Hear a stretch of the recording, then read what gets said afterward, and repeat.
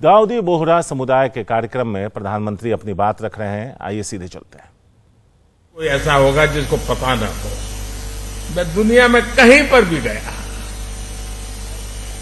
वो प्यार यानी एक प्रकार से बरसता रहता है। और मुझे तो मैं हमेशा एक बात जरूर बताता हूं। मैं सैयदना साहब 99 एज थी, मैं ऐसे ही चला गया वहां सरसपुर। 99 एज में वो बच्चों को पढ़ा रहे थे जी। मेरे मन को वो घटना आज भी इतना प्रेरित करती है। क्या कमिटमेंट, नई पीढ़ी को प्रशिक्षित करने का सैयदना साहब का क्या कमिटमेंट है। 99 एज में भी बैठ करके बच्चों को पढ़ाना, और मैं समझता हूं 800,000 बच्चे एक साथ पढ़ रहे थे। मेरे दिल को वो दृश्य हमेशा हमेशा प्रेरणा देता रहता है। गुजरात में रहते हुए हमने एक दूसरे को बहुत करीब से देखा है। कई रचनात्मक प्रयासों को साथ मिलकर के भी आगे बढ़ाया है। और मुझे याद है सैयदना साहब की शताब्दी का वर्ष हम मना रहे थे और सूरत में हमारा बहुत बड़ा जलसा था, मैं भी था उसमें। तो सैयदना साहब ने मुझसे कहा तुम मुझे बताओ मैं क्या काम करूं। मैंने कहा मैं कौन होता हूं आपको काम बताने वाला। लेकिन उनका बड़ा आग्रह था, तो मैंने कहा देखिए गुजरात को तो हमेशा पानी का संकट रहता है, आप उसमें कुछ जरूर। और मैं आज भी कहता हूं उस एक बात को, आज इतने साल हो गए, पानी के रक्षा के काम में आज भी बोहरा समाज के लोग जी जान से लगे हुए, जी जान से लगे हुए। ये मेरा सौभाग्य है। और इसलिए मैं कहता हूं कुपोषण के खिलाफ लड़ाई से लेकर जल संरक्षण के अभियान तक समाज और सरकार कैसे एक दूसरे की ताकत बन सकते हैं, हमने साथ मिलकर के वो किया है और मैं इसका गौरव अनुभव करता हूं। और विशेषकर हिज होलीनेस सैयदना मोहम्मद बुरहानुद्दीन साहब, उनके साथ जब भी मुझे चर्चाएं करने का अवसर मिला, उनकी सक्रियता, उनका सहयोग मेरे लिए भी एक प्रकार से मार्गदर्शक रहा है। मुझे एक बहुत बड़ी ऊर्जा मिलती थी। और जब मैं गुजरात से दिल्ली गया,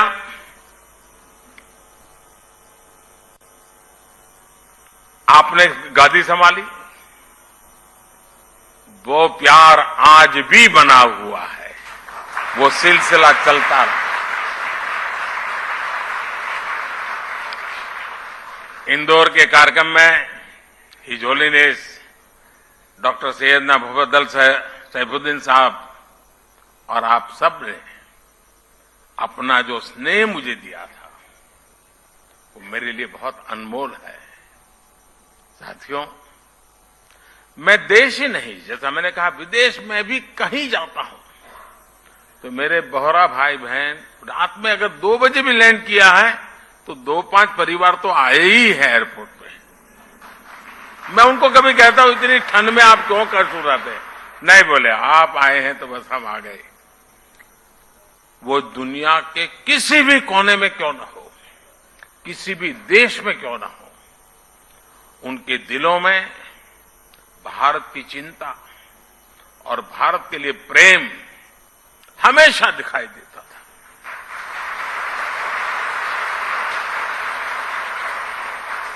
आप सभी की ये भावनाएं, आपका ये प्यार मुझे बार बार आप तक खींच लाता है। साथियों, कुछ प्रयास और कुछ सफलताएं ऐसी होती हैं जिनके पीछे कई दशकों के सपने लगे होते हैं। राजस्थान में आज नए साल का बजट पेश किया गया। राज्य सरकार ने इसे राहत, बचत, बढ़त का बजट बताया। इनमें महिलाओं को 500 रुपए में गैस सिलेंडर देने का प्रावधान है। साथ ही सभी भर्ती परीक्षाएं अब निःशुल्क होंगी। चिरंजीवी बीमा योजना में अब 25 लाख का बीमा होगा। कोविड में अनाथ बच्चों को सरकारी नौकरी मिलेगी और अब 50 की बजाय 100 यूनिट बिजली मुफ्त दी जाएगी। हमने युवाओं को रोजगार, शिक्षा, स्किल एवं पर्सनैलिटी डेवलपमेंट हेतु कई कदम उठाए हैं। अब मैं युवाओं के सर्वांगीण विकास के लिए नवीन युवा नीति लाना प्रस्तावित करता हूं तथा इस नीति के तहत 500 करोड़ रुपए के युवा विकास एवं कल्याण कोष का गठन किया जाना प्रस्तावित है। हर्षा कुमार सिंह हैं हमारे साथ। इस बारे में ज्यादा बात करने के लिए सीधे हर्षा के पास चलते हैं, उनसे जानते हैं। हर्षा, हर किसी के ज़हन में यह है कि चुनाव से पहले अशोक गहलोत का यह आखिरी बजट, क्या कुछ इसकी मुख्य बातें हैं और क्या इसे एक चुनावी बजट भी कहा जाए? जरा एक बार रोशनी डाल दीजिए पूरे बजट पर। देखिए, बिल्कुल जो अशोक गहलोत का आज का बजट है उसमें समाज कल्याण की जो घोषणाएं हैं उसकी एक तरह से भरमार रही है। तो अगर आप देखें, हर वर्ग को उन्होंने छुआ है। भारत जोड़ो यात्रा में उन्होंने पहले ही कह दिया था कि उज्ज्वला गैस के जो लाभार्थी हैं उनको 500 रुपए की रियायत मिलेगी गैस सिलेंडर्स पे। लेकिन उसके साथ साथ जो चिरंजीवी बीमा है वो उनकी फ्लैगशिप स्कीम रही है। इसमें जो एनएफएसए के बेनिफिशरीज हैं उनको तो फ्री है, लेकिन आप और मैं भी इसमें 800 रुपए देकर और चिरंजीवी बीमा ले सकते हैं और इसका कवर 25 लाख है। तो ये एक बहुत बड़ी स्कीम है मिडिल क्लासेस के लिए। साथ ही उन्होंने लड़कियों के लिए 30,000 scooties, free school uniform, mid day meal में दूध दे रहे हैं, आईटीआई खोल रहे हैं, कॉलेज खोल रहे हैं युवाओं के लिए। जो जैसे आपने कहा कि जो भर्ती परीक्षा वो गवर्नमेंट एग्जाम्स देना चाहते हैं वो निःशुल्क है, क्योंकि उसमें ही 600-700 रुपए लग जाते हैं। और युवा कहते थे कि हर अगर पेपर वो 4-5 पेपर दे तो 4-5 हजार उसमें उसी तरह से खर्च हो जाते थे। साथ ही जो पेपर लीक का मसला रहा है, काफी बड़ा मसला रहा है राजस्थान में, उसके लिए एक टास्क फोर्स का गठन है कि पेपर लीक को कैसे रोका जाए। तो पुलिस की एसओजी है उसके अंदर ही एक टास्क फोर्स बनाया गया है। महिलाओं के लिए जो है वर्किंग वुमेन हॉस्टल है, अगर आप इंडस्ट्रियल पार्क में जाते हैं तो बस की सुविधा है। तो बहुत सारी ढेर सारी घोषणाएं हैं। सरकार चाहती है कि इससे 2023 का जो इलेक्शन है उसको वो साध ले। और इसमें जो गवर्नमेंट ऑफिसर्स होते हैं, मैं आपको बता दूं, बहुत इंपॉर्टेंट होते हैं। तो ओल्ड पेंशन स्कीम का दायरा बना के जो कॉर्पोरेशंस में थे, जैसे राजस्थान टूरिज्म कॉर्पोरेशन है, उसके जो कर्मी थे उनको भी ओल्ड पेंशन स्कीम के दायरे में ले लिया है। तो बहुत सारी घोषणाएं हैं। इसका जो डेट है वो 4.82 लाख करोड़ होने वाला है और विपक्ष कह रही है कि एक तरह से कर्जा में और डुबा दिया है राजस्थान को। लेकिन जो सत्ता पक्ष है उनकी नजरें अभी 2023 पे टिकी हुई है। शुक्रिया हर्षा इस पूरे बजट पर रोशनी डालने के लिए। तो एक तरीके से 2023 में ही राजस्थान में चुनाव होने हैं, तो इन चुनाव को देखते हुए एक बेहतर बजट पेश करने की कवायद करते नजर आए अशोक गहलोत। आगे बढ़ते हैं।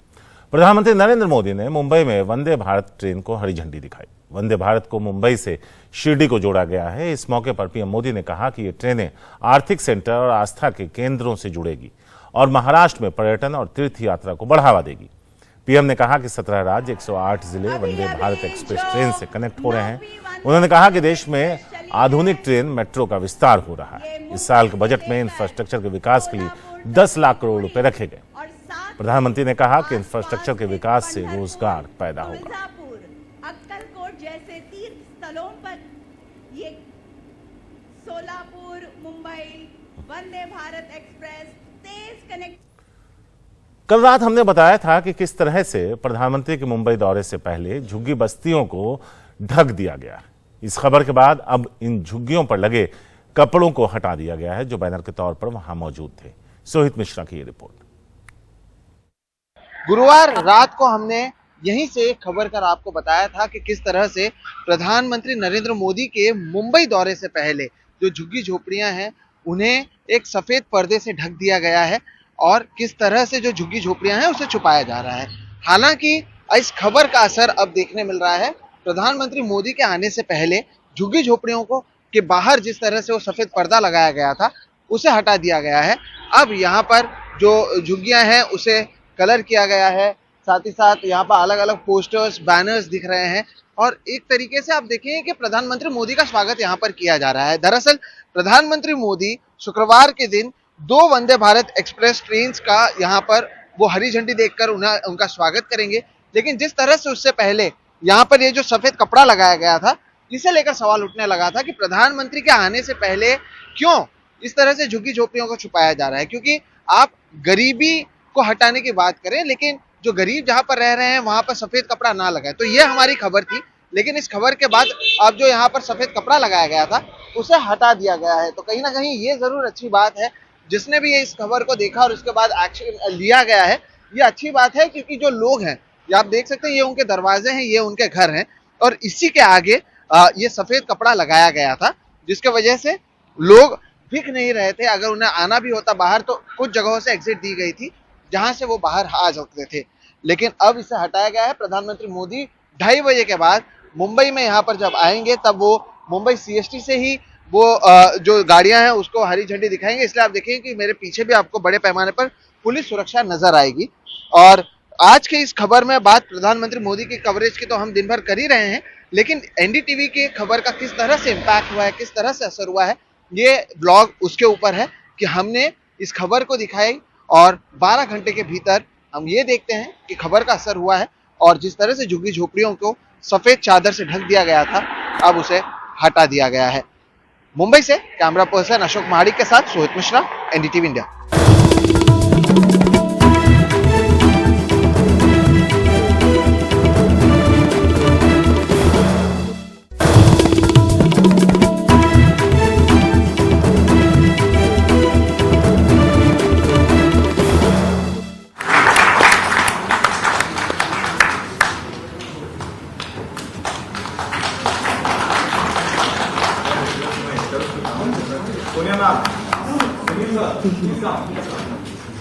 कम सोनिया, कम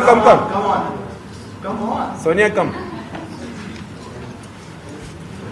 जो अवार्ड उन्हें दिया गया है वो IPI India award for excellence in journalism 2022। उनकी बेहतरीन रिपोर्टिंग के लिए उन्हें पिछले साल का ये अवार्ड उन्हें प्रदान किया गया। शेखर गुप्ता के साथ वहाँ कई गणमान्य लोग मौजूद हैं। IPI India award for excellence in journalism 2022। तो एनडीटीवी को एक और बड़ा सम्मान। हमारे ग्रुप एडिटर सोनिया सिंह भी इस वक्त मंच पर वहां मौजूद हैं, सौरभ शुक्ला के साथ।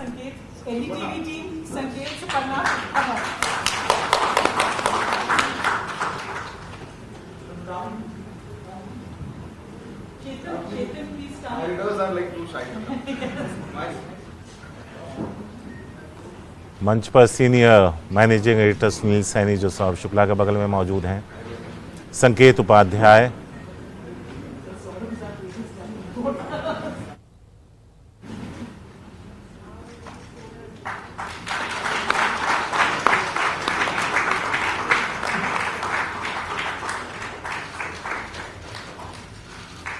तो पूरी एनडीटीवी की टीम इस मंच पर मौजूद। सौरभ शुक्ला के साथ एनडीटीवी को एक और बड़ा सम्मान। एनडीटीवी इंडिया के सौरभ शुक्ला को IPI India award for excellence in journalism 2022 से सम्मानित किया गया। Saurabh Shukla, could you also please say a few words?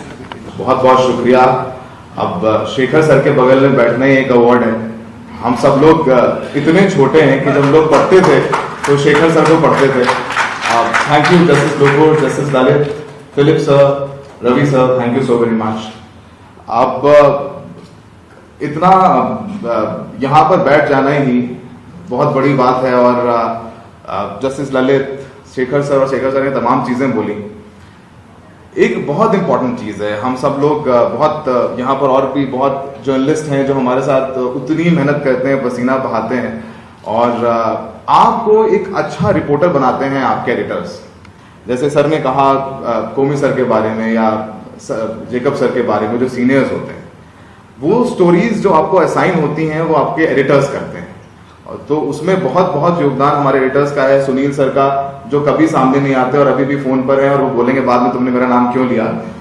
Sonia ma'am है यहाँ पर, सुपर्णा मैम है, चेतन सर हैं, संकेत सर हैं।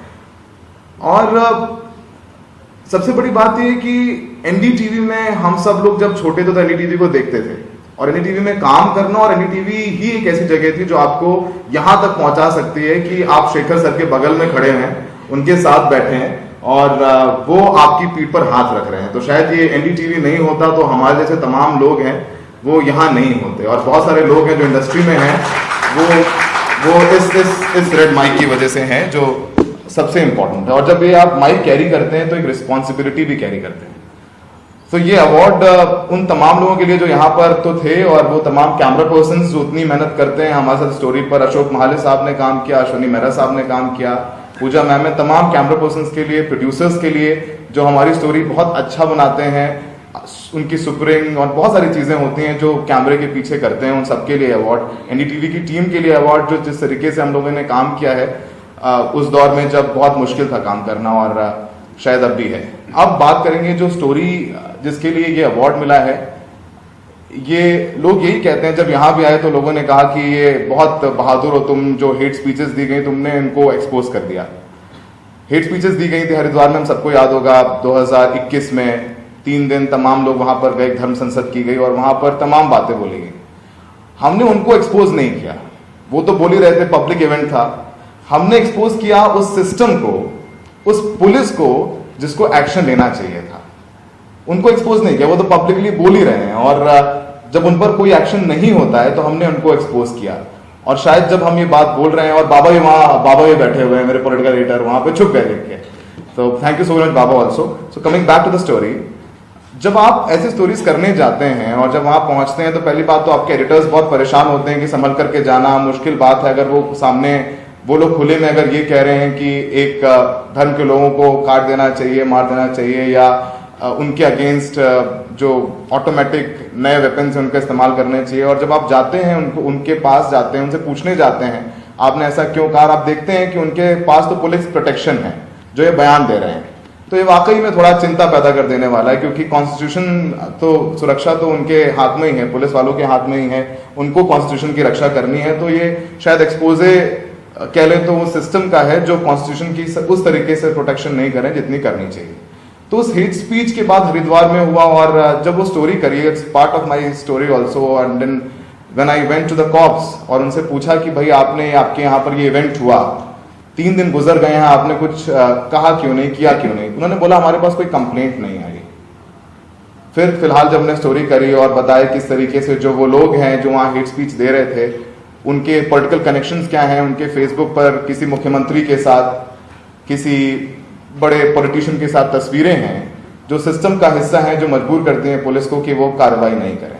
खैर फिलहाल एक FIR होती है, उसके बाद वो लोग छत्तीसगढ़ जाते हैं। वही लोग छत्तीसगढ़ में भी वही बातें करते हैं जो उन्होंने हरिद्वार में की थी, हम वहां पे कवर करते हैं। छत्तीसगढ़ के बाद वो लोग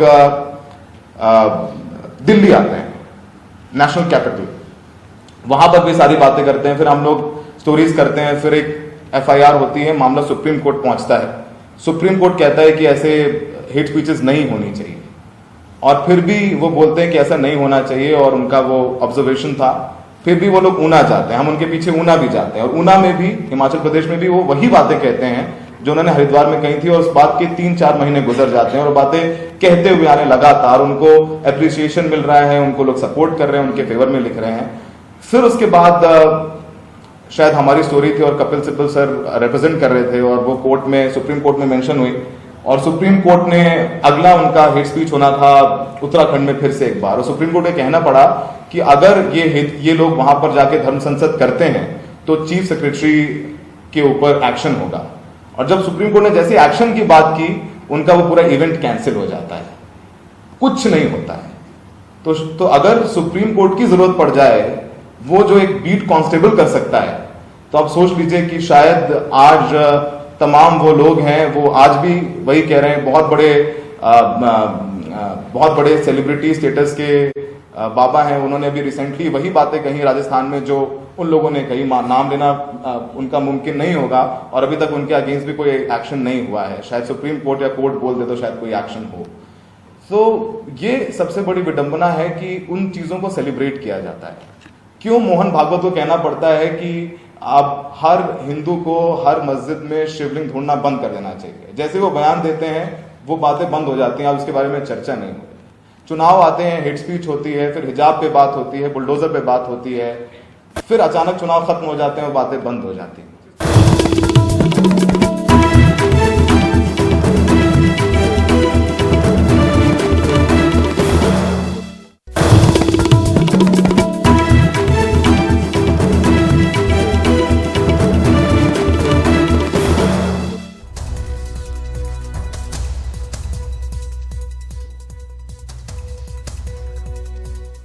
रत्नागिरी के पत्रकार शशिकांत वारिशे की हत्या के बाद महाराष्ट्र के कई जिलों में पत्रकारों ने प्रदर्शन किया। इसके साथ ही पत्रकार ने आरोपियों पर मकोका के तहत मामला दर्ज कर कार्रवाई करने की मांग की। साथ ही पीड़ित परिवार को 50 लाख का मुआवजा देने की मांग भी की गई है। रत्नागिरी में पत्रकार शशिकांत वारिशे की हत्या के विरोध में मुंबई सहित महाराष्ट्र के कई जिलों में पत्रकार सड़कों पर नजर आए। मुंबई में काले बैज लगाकर पत्रकारों ने मंत्रालय के पास मौजूद महात्मा गांधी के प्रतिमा के पास प्रदर्शन किया। हमारी प्रमुख मांगे हैं कि इसमें जो शशिकांत वारिशे हैं उनके परिवार को 50 लाख का मुआवजा दिया जाए। साथ ही साथ जो आरोपी है अंबेडकर, उसके खिलाफ मकोका की कार्रवाई की जाए, क्योंकि उसके ऊपर पुराने मामले भी दर्ज हैं और जिस तरीके से ये हत्या हुई है 302 का मामला तो दर्ज किया गया है, लेकिन मकोका के तहत भी मामला दर्ज किया जाए और फास्ट ट्रैक कोर्ट के तहत विशेष सरकारी वकील की मांग कर रहे हैं हम लोग। शनिवार के दिन रत्नागिरी के पत्रकार आरोपी पंढरीनाथ अंबेडकर के खिलाफ कड़ी कार्रवाई की मांग को लेकर रैली भी निकालने वाले हैं। रत्नागिरी के राजापुर इलाके में बनाए जाने वाली रिफाइनरी के खिलाफ खबर छापने को भी शशिकांत वारिशे की हत्या की एक वजह माना जा रहा है।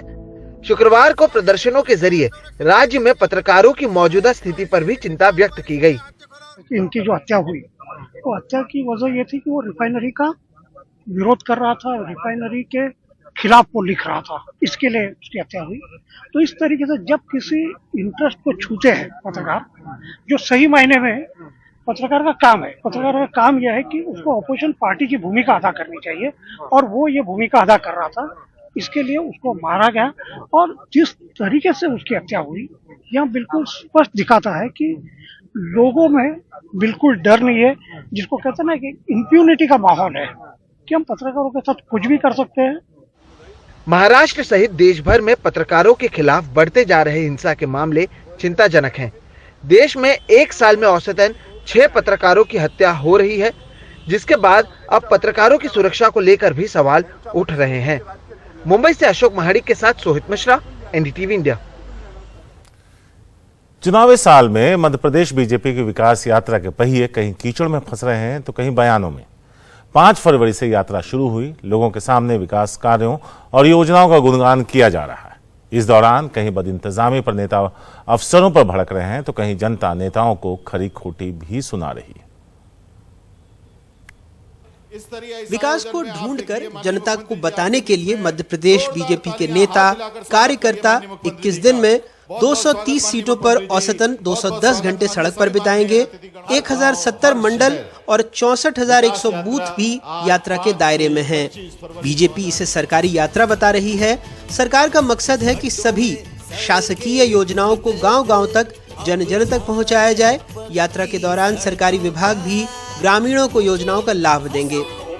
लेकिन कई जगहों से जब ये यात्रा गुजरी तो उसे विकास गायब मिला। खंडवा में बीजेपी के माननीय की गाड़ी अटक गई। खराब सड़क पर विकास रथ ने आगे बढ़ने से इनकार कर दिया। लोगों ने कह दिया आपको वोट क्यों दें। ये 3 किलोमीटर की रोड की समस्या का पहले इतना घारा में ले जाएंगे, देखो एक बात में यहाँ तुम भाषण दीजिए रोकना ना गांव की गली ने हुई गई बात, तुमने काई करा दो रोड चालू करा दो, नहीं तो कहीं को वोट नहीं देना। तो सिर्फ केवल लोग ने पागल बढ़ेगा। अशोकनगर के मुंगावली में मंत्री जी इलाके में विकास गाथा लेकर गए, लेकिन कुर्ता उतार दिया। पता लगा किसी विकास द्रोही ने उन पर खुजली करने वाली कौच की फली का पाउडर डाल दिया है। उन्हें खुजली से बचाने के लिए बीच सड़क पर मिनरल वाटर स्नान कराया गया।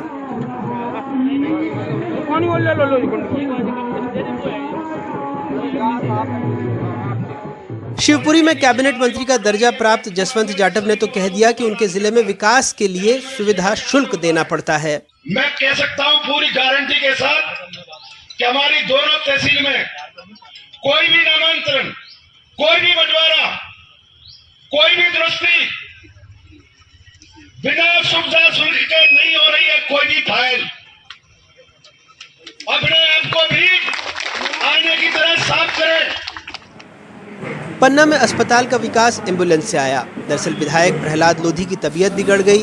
पवई के अस्पताल में उन्हें भर्ती कराना पड़ा। कांग्रेस का आरोप था कि उन्हें ऑक्सीजन की जरूरत थी तो आधे घंटे तक मिली नहीं। हालांकि विधायक जी ने इन आरोपों को बाद में नकार दिया। देश की सबसे स्वच्छ राजधानी भोपाल में चिकित्सा शिक्षा मंत्री विश्वास सारंग ने विकास को देवकी नगर के वार्ड 77 में सड़क पर बहते सीवेज में देखा। बस का नहीं है तो मैं हटा दूं मैं। क्या है ये मेन रोड पे ये स्थिति है। हटवाओ अभी मैं यहाँ पर हूँ, आधा घंटे में ठीक होना चाहिए, मैं वापिस आऊंगा। स्कूली शिक्षा राज्य मंत्री इंदर सिंह परमार शाहजहांपुर के चापड़िया गांव पहुंचे तो उनसे उखड़े बिखरे पंचायत भवन का लोकार्पण करवा दिया गया। एक चापड़िया गांव में पंचायत भवन बना है, वो इतनी हालत खराब है, अभी हम पे लोकार्पण करवाया। देख लो पूरे टाइल्स नीचे जमीन धसी हुई है, साइड टूटी हुई है और हम पे लोकार्पण कराया। मैंने कहा कि जिस इंजीनियर ने बनाते समय इसमें था उसको भी सस्पेंड करो और जिस इंजीनियर ने कहा कि लोकार्पण करने योग्य उसको भी सस्पेंड करो, कार्रवाई करो। बीजेपी को विकास चहुं ओर दिख रहा है, कांग्रेस को नहीं। दोनों के बीच 17 साल बनाम 15 महीने की अंताक्षरी चल रही है। हमारी विकास यात्राएं निरंतर जारी है और विकास के कामों के लोकार्पण शिलान्यास के साथ साथ जन कल्याण के महायज्ञ में लगी हुई है। बहुत अच्छा प्रतिसाद जनता का मिल रहा है और केवल यात्रा नहीं है, लोगों की सेवा है।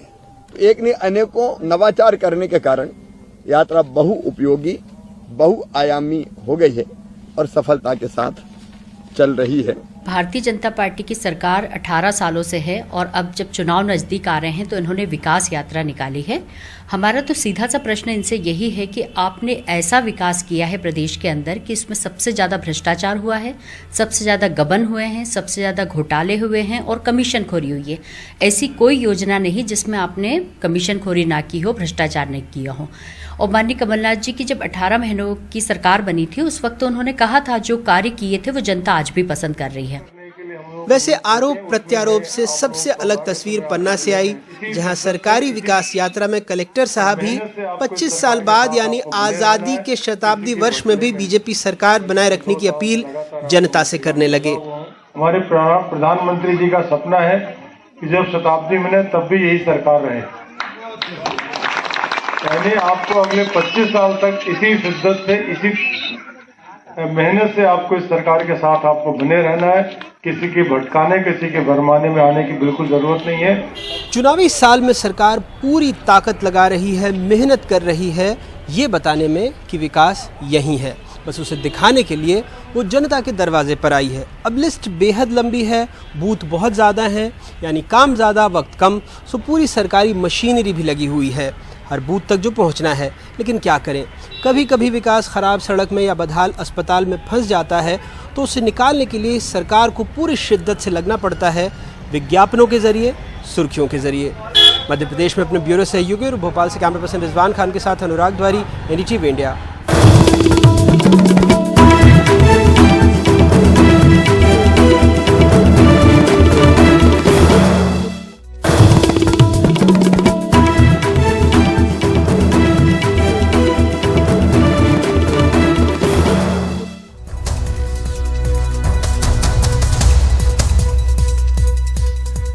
तुर्की और सीरिया में 6 फरवरी को आए भूकंप से अब तक 21,000 से ज्यादा लोगों की मौत हो चुकी है। घायलों की संख्या भी 40,000 के करीब है। तुर्की में अब तक 17,000 से ज्यादा लोगों की मौत हुई और सीरिया में 3,162 लोग। तुर्की के राष्ट्रपति ने कहा कि वो शुरुआत में राहत पहुंचाने में नाकाम रहे और कई शहरों में लोगों का कहना है उन तक मदद नहीं पहुंची। इस बीच एक आकलन ये है कि 7.8 की तीव्रता के भूकंप ने तुर्की को 3 मीटर पश्चिम की ओर धकेल दिया।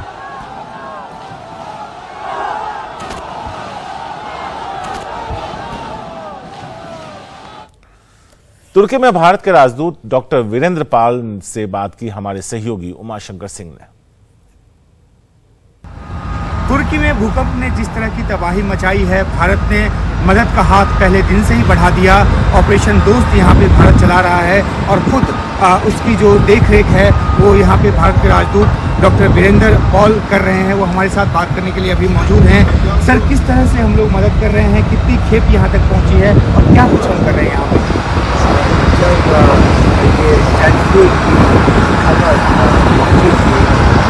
उसके तुरंत बाद जब प्रधानमंत्री जी ने संवेदना और दुख प्रकट किया था, उसके साथ ये घोषणा भी की थी कि भारत तुर्की की इस मौके पर जो ह्यूमैनिटेरियन क्राइसिस है, भारत हर संभव सहायता करेगा। उसके अंतर्गत अभी तक सहायता के तौर पे 5 C-17 एयरक्राफ्ट तुर्की में आ चुके हैं जी। इसमें NDRF से सर्च और रेस्क्यू टीम और इंडियन आर्मी की तरफ से एक फील्ड हॉस्पिटल तुर्की में है। जो रेस्क्यू टीम्स हैं, सर्च और रेस्क्यू टीम, वो गाजियान्तेप और हताई प्रोविंस में है, एक्टिवली काम चल रहा है जी। और Indian army field hospital Hatay province में काम कर रहा है जी और फुल कैपेसिटी पे काम कर रहा है जी। तो जो भी मदद प्रदान की जा रही है उसकी यहाँ पर काफ़ी सराहना है।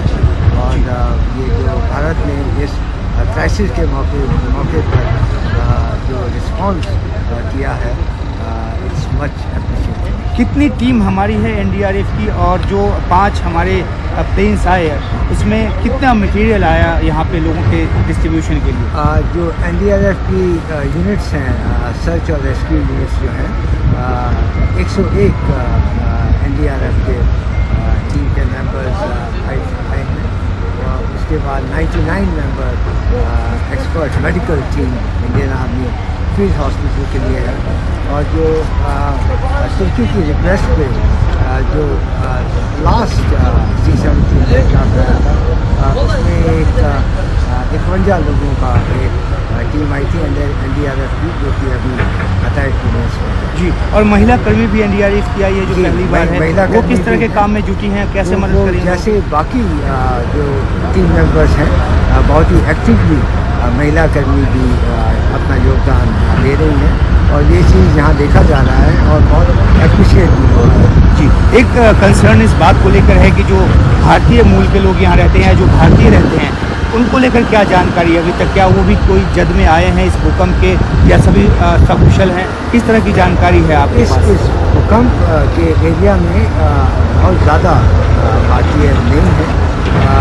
हमने जो रिसीव की हैं कॉल्स इंडियंस की अपने दूतावास में, और जो हमने भी रीच आउट किया है इंडियन पीपल, तो उसके हिसाब से करीब 125-130 के आसपास लोगों का जानकारी हमारे पास है। ऐसा कोई हमारे पास सूचना नहीं है किसी कैजुअल्टी जी। एक हम देख रहे हैं यहाँ पे NDRF की जो कार है वो लगी हुई है, जो रेस्क्यू ऑपरेशन में इस्तेमाल की जा रही है। यहाँ पे हमने कैंप लगाया है, कितने लोगों को यहाँ पे अकोमोडेट किया गया है, और जितने इस तरह के कैंप लगाए गए हैं उसमें कितने लोग अकोमोडेट? ये जो कैंप आप देख रहे हैं, ये कैंप हमारी जो NDRF की जो टीम है वो उन लोगों का काम है, और जो उनका एरिया असाइन किया गया है सर्च और रेस्क्यू का, वो इसी के नज़दीक है। एक आखिरी सवाल कि यहाँ की सरकार की तरफ से किस तरह की दरख्वास्त, किस तरह का अनुरोध आया है, किस तरह के मटेरियल चाहिए, और उस बाबत हमारी सरकार और ज़्यादा क्या कुछ कर रही है? यहाँ से जो रिक्वेस्ट आई है वो सर्च और रेस्क्यू की रिक्वेस्ट है, मेडिकल रिलीफ की रिक्वेस्ट है, और कुछ रिलीफ मटीरियल की रिक्वेस्ट है। जो भी रिक्वेस्ट आ रही हैं उस पर हमारी अथॉरिटीज पूरी तरह से रिस्पॉन्सिव है। तुर्की के जो राजदूत हैं भारत में, उन्होंने ये कहा कि दोस्त वही होता है जो मुश्किल वक्त पे काम आए, और उन्होंने दोस्त शब्द को इस्तेमाल करते हुए कहा कि एक ऐसा वर्ड है जो कॉमन वर्ड है तुर्की में भी और भारत में भी। तो क्योंकि आप एक धुरी के तौर पे काम कर रहे हैं इस एक त्रासदी वाले माहौल में, तो क्या एक संवेदना भारत की तरफ से, भारत के लोगों की तरफ से आप कहना चाहेंगे, और किस तरीके से भारत और आगे मदद करेगा, इस पर आपके कोशिश? ये जो भारतीय असिस्टेंस का इनिशिएटिव है, इसका नाम ही ऑपरेशन दोस्त है।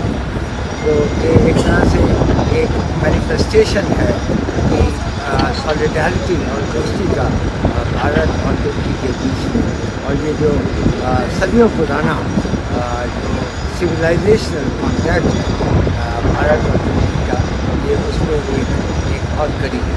शुक्रिया हमसे बात करने के लिए। तो ये भारत के एम्बेसडर डॉक्टर वीरेंद्र पॉल, जो कि यहाँ खुद निगरानी कर रहे हैं, जो कुछ भी यहाँ पे रेस्क्यू ऑपरेशन या जो कैंप बनाया गया है उसको लेकर, और भारत की तरफ से ये जो मदद है काफ़ी अहम है टर्की के लिए, ख़ासतौर पे इस त्रासदी के माहौल में।